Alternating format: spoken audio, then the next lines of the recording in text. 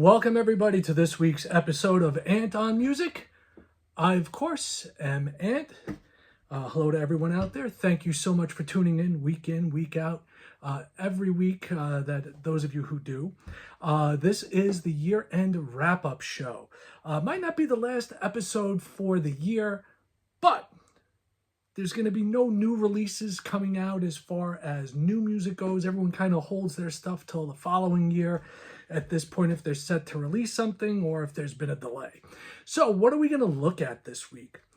We're going to look at the stuff that was on my turntable or on my CD player or whatever I listened to the most this year. Now, this is my best of. Obviously, you have the stuff that you like most. And it's kind of the way I am. It's scattershot. It's all over the place, right? So I tried to put it in order the best I can. What we're going to look at is my 10 favorite albums of 2025, along with my 5 favorite box sets, okay? And I'm going to try and give you a little explanation as to why. You know, what was the big deal for me that I chose this music to be on my wrap-up show for the year? So the first thing we got, and this is probably the only cop-out I can really give for this year, is Counting Crows, Butter Miracle, the Complete Suites. Now, they did release Butter Miracle a couple of years back, but this is the Complete Suites as it has all new music on it. Pretty much, aside from the stuff that was already released on Butter Miracle.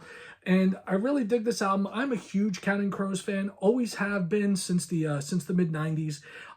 If you haven't checked out their documentary on HBO,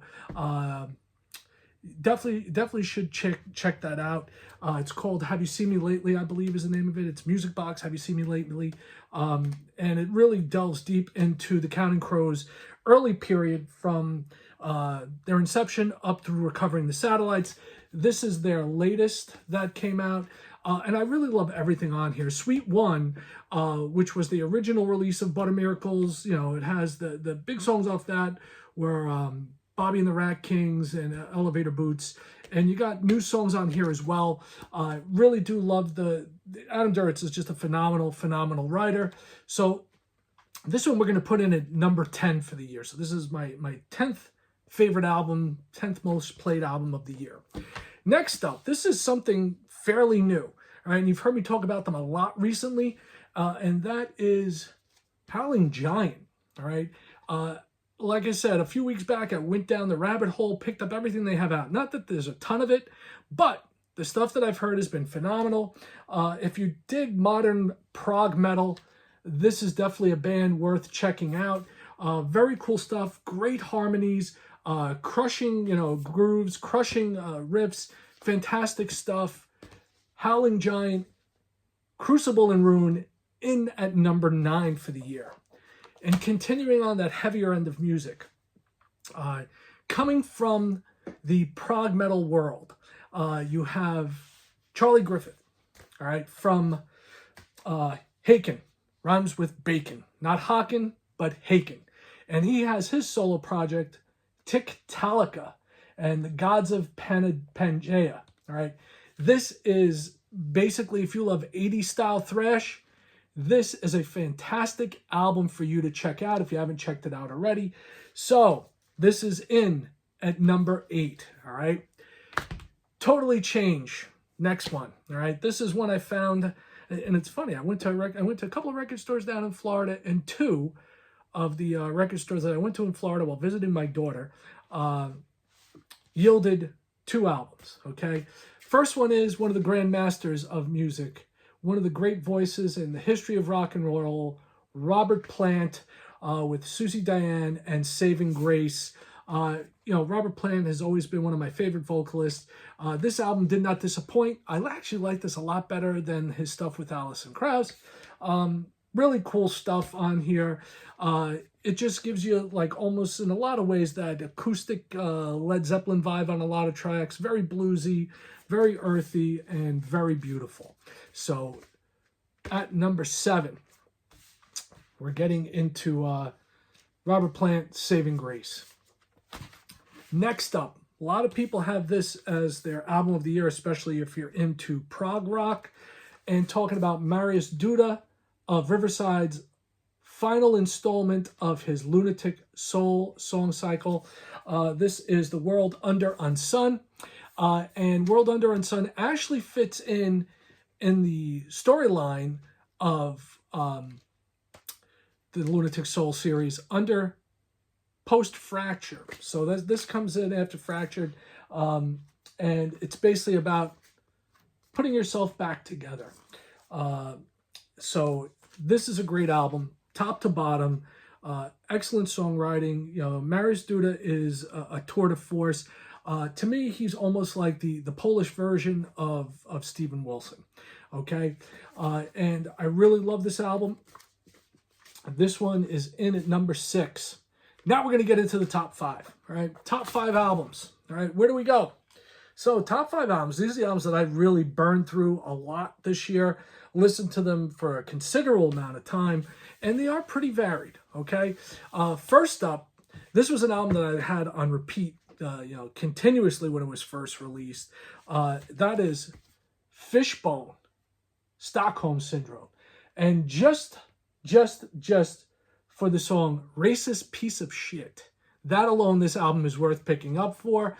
And it's a great political album. It stands up on its own. It's what you would expect from Fishbone. It's funky, it's raunchy, it's loud, it is, unsympathetic. It is a middle finger to the face of all that is wrong in the world. This comes in at number 5, definitely a top 5 album. Stockholm Syndrome from Fishbone. Great vocals, great guitar work. They bring the funk. You can't beat it. Fishbone, Stockholm Syndrome. Next up, this was kind of a surprise because this album was one where it was delayed by a decade. Okay, and it got an initial small release, then it was re-released to wider audience. And this is a project that was born out of not having Scott Weiland around. The brothers DeLeo decided to put together a project, and then it never got released. It got shelved. So Stone Temple Pilots had, they had this downtime back in 2015. DeLeo brothers brought in an English singer on this one, and this one is called One More Satellite. And the title track, not the title track, but the opening track, Paper Over the Cracks, just phenomenal. If you like the mellower side of STP and you dig the albums like Perdita, this predates Perdita, but since it came out afterward, it's a worthy successor to Perdita. And this is not with Jeff Gutt on the album. The vocalist on this is Pete Shoulder. All right, I had to look it up. Couldn't remember his first name, but you can't not forget a name like Shoulder. Song Willow Maze also fantastic. Pull Back the Veil, Your Call, Vultures. Excellent album. This one for me is in at number 4. Still listening to it currently. It's never really left my rotation for the year. Excellent album from STP side project, One More Satellite. I would love to see them work with Pete Shoulder again, just based on what's here. It was lost to time, and they just resurrected it and released it, and it is definitely worth it. This is the only live album that snuck in, and this is tough, all right, because there were so many fantastic live albums out there. All right, you had the Dream Theater, Quarantame, that came out a few weeks back. There were so many other ones, the record store releases, the stuff like by the Ramones at CBGB's, and just a lot of live albums got released, and you've heard me say it time and time again. I really do love live music. That's the best way to experience it. I try to go to as many shows as I can. The older I get, with my health issues that I have, I don't go to as many as I'd like to. But that aside, I would have never made the show. Why? Because it was in Gay Paris. Not exactly the gay part of Paris, but kind of the creepy part of Gay Paris, or not even in Gay Paris, kind of underground in Paris. If you get a chance, if you can't get a hold of the album, go and do yourself a favor. While you're here on YouTube, when you're done with this video, go check out Queens of the Stone Age, Alive in the Catacombs. They've released it for free on YouTube, and it is an absolute stunning piece of art. Okay, music is music, and music is art, and this is absolutely gorgeous. This is the Queens of the Stone Age, Alive in the Catacombs, and I'll be honest with you, it's definitely a top 3 album for me. And the 3 top albums I have, it's like depending on the day, the week, the month, the mood that I'm in, this would be a top album. They played in the catacombs in Paris. They were very respectful of the setting. They reworked all of the songs that they did for this album, specifically for this album, all right? I don't like to put in greatest hits packages for these end of year things because it's ridiculous. You know, it's like, oh, it's a greatest hits package. You know, box sets, it's a little different, you know, because you have a lot of mixture stuff. But as far as albums go, I try to stay away from them as far as live albums go because it's too much. But this album, Queens of the Stone Age, Alive in the Catacombs, you can hear the water dripping.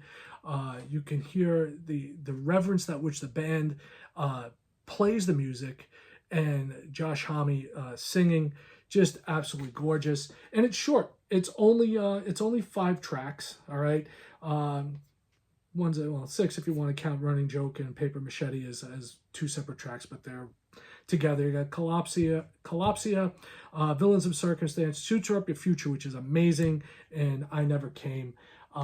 Definitely worth checking out. If you can't get the album, even if you can't get the album, watch the video. It's friggin' stunning. Awesome stuff. Number 3 on my top 10 of 2025.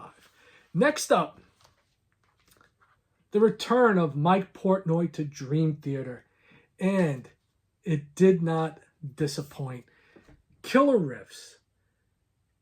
Vocals were really good. Labree's getting up there. We know live that he has his challenges. Vocally, they got a fantastic performance out of here. Having Mike Portnoy back in the band, just awesome. It's like they've lost no time. It seems to be that Mike is really a grounding force in the band, and he provides that gravitas that I felt was missing with Mike Mangini. He is definitely a stabilizing force. Good album top to bottom. You know, just a great song cycle. Absolutely, you know, amazing live. Like I said, I could have put Quarantame, the live album that got released from this tour, in here as well. But, you know, like I said, try to steer clear of it. Queens is the exception, all right, just because of the way the album was done.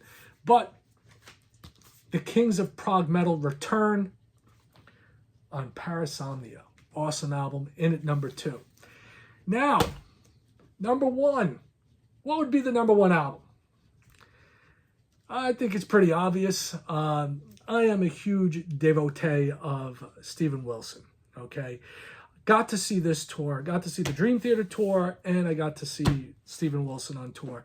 And my one disappointment with the Steven Wilson tour, if I will say this is going to be the first time that he doesn't release a live album, a live video from the tour. Live album, I don't know, but live video he says he's not gonna put out because he wanted people to be present, you know, which is something that's greatly missing. Everyone's looking through screens at shows, and there were no screens allowed. You know, he didn't go as far as taking all the phones away from everybody, but it was discouraged for you to take out your phone and videotape and all that stuff. And there will be no video for the current tour, which backs his latest, The Overview. Okay, and this album really, it's a return. You know, people complain Steven Wilson was getting not pop, but moving away from the longer prog air tracks. Well, if you wanted to hear longer prog air tracks, this is the one for you. It's basically split into 2 suites. Suite 1, Objects Outlive Us. Suite 2, The Overview. Okay, and basically it's 14 tracks divvied up over those 2 suites, and it brings you on a sonic journey. All right, it is amazing. It's amazing live, visually stunning live. Orally, and I mean orally, AU, absolutely amazing. Great album, great production, great performances by everyone in the band, and you know, it is a great way to sit back, put on headphones, and just drift off into the cosmos, listening to this album. my number one album. Been holding the t-shirt just for today because I knew when I heard this one, this was going to be number one for the year. So we have Steven Wilson's The Overview. Now let's talk about the box sets. There's always box sets, right? Because you guys come to this channel on the weekly or even monthly or whenever, how often you stop in. 99 times out of 100, I'm showing you some monstrous box set. So what were my top box sets for the year? Okay, well, they're kind of behind me, all right? Obviously, we're going to start off over here with this one. And these are monsters. They're heavy, all right? And we've gone through these, you know, in great detail over the year. The stuff that I've come into, you know, like I said, there's tons of stuff I could put in here, like the Kiss Alive box set that I just got. Or the Pink Floyd Wish You Were Here box set that I just got as well. But with this is the final box of the David Bowie legacy, going from Heathen all the way up to the No Plan EP, all right? And this is I Can't Give Everything Away, and it covers from 2002 to 2016. In addition to the albums that were released at that period, you also get the Montreux Jazz Festival live album, a reality tour live, the No Plan EP, and Recall, which gathers together all the Misfit tracks that weren't anywhere else. All right. Next up, what do we got? And these aren't like top, you know, 5 to 1 or whatever. This is just, I'm doing them at random. If you're a completist, this is about as complete you can get into an album as you can get. You know, you've got 8 slabs of vinyl here. This is the Smashing Pumpkins, Machina, Arania Alba Aditio, all right? And this covers the Smashing Pumpkins, whole and entire, demos, live, you name it, from the point of the Machina saga. Awesome stuff. Now we're going to shift over here. This is one of those greatest hits albums that I said I don't really put into often, but this is the cap on Rush's career, celebrating 50 years, and you get a ton of live stuff. You get a ton of tracks covering the 50 years. It's great, you know, from the construction of the box all the way down to every track that's on here. Just a fantastic compilation. Rush is, you know, definitely one of my top 3 bands, I say, of all time. And this is a phenomenal, stunning set. And then another completist sort of deal. I'm going to slide this one out of the way. I'm just going to move over because this thing is a monster. I mean, look at the size of this thing. All right, we went into deep detail on this earlier in the year on the show, if you want to go back and check that out. This is the Ozzy Osbourne See You on the Other Side box set that has pretty much everything that you'd ever want from Ozzy, with the exception of Speak of the Devil or Talk to the Devil, depending upon where you live. And it covers his entire career, and it is just a wonderful box set, having every single album gathered together in one single place. And it's a phenomenal box set to have all that. Now, finally, this is the last one. Bruce Springsteen Tracks 2. And I will have to say, like, it's hard for me to put these things in order, but this is my number one box set of the year. And why? Because this is the alternative universe according to Bruce Springsteen. And what do I mean by that? Well, if you watched the episode that had that, you'd know. These are albums that were never released. They were recorded, produced, and shelved. Basically, you know, you had stuff going, Bruce's main part of his career when he was a giant success, you know, basically from Nebraska on. And it shows an alternative timeline in the Bruce Springsteen universe. There are some stunning unreleased albums in here.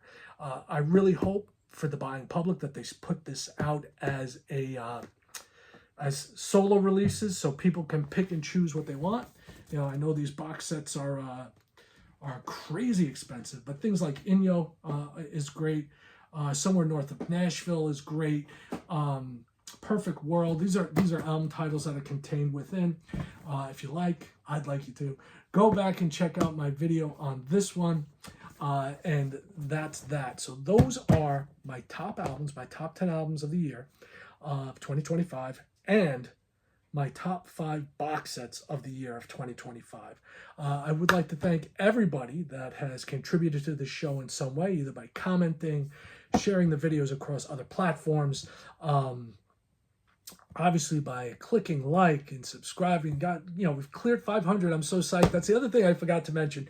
We're over 500 subscribers. We were so close last week, and this week we made it past 500. I think we're sitting at 503 right now, which thank you, thank you, thank you. I really do appreciate the support. Continue to spread the news, man. It's like I love when I see people sharing the videos across other platforms, and there is a QR code on there somewhere. You can click on that and share it to people if you think they might dig this stuff. I love bringing these videos to you as often as I'm able to. We're going to probably squeeze in maybe one more video, maybe 2 more before the end of the year. There is still stuff. I've been taking advantage of the holiday sales and buying some stuff from Santa. And also we got to see what actual Santa brings me this year for Christmas. We'll see. And that's pretty much it. So thank you. Till next time. Peace. One love. Music. I'm out.